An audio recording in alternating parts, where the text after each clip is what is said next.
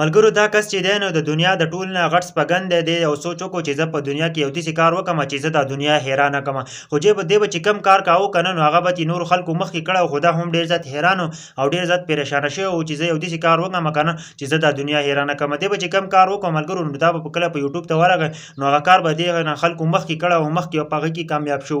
نو دی غټ سوچ وکړو که نه چې زه داسې کار کوم نو دی سپږې راواغېستې او په خپل سر کې واچولې.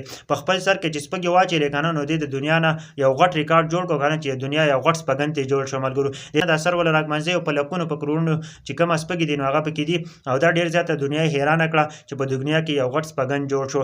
دی هم ویل چې زه دنیا حیرانه کړم او په دنیا کې یو کارنامه وکړم نو چې د دې نه مخکې خلکو کړو نو دی دا په یو وجه چې دا نو دی دا سوچ راغی چې زه په خپل سر کې سپګې واچوم نو چې زه د دنیا کې یو غټ ریکارډ جوړ کړم.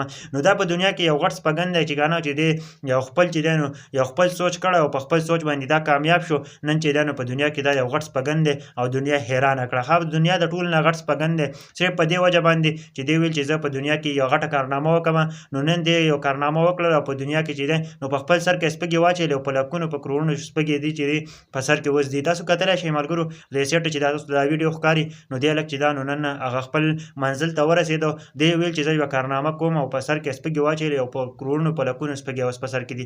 نو زما ټول ته خواست دی چې دې هلک دپاره دا ویډیو شیر کړئ او ښه غوندې کمنټ ضرور وکړئ چې که نه چې دومره غټه کارنامه یې کړله او دومره په سر کې دومره سپږې ساتل دا ډېر ګران کار دی او ځکه چې د کارنامې لپاره او دنیا حیرانېدولو لپاره دی یوه غټه کارنامه وکړه. نو تاسو دې په باره کې څه وایئ؟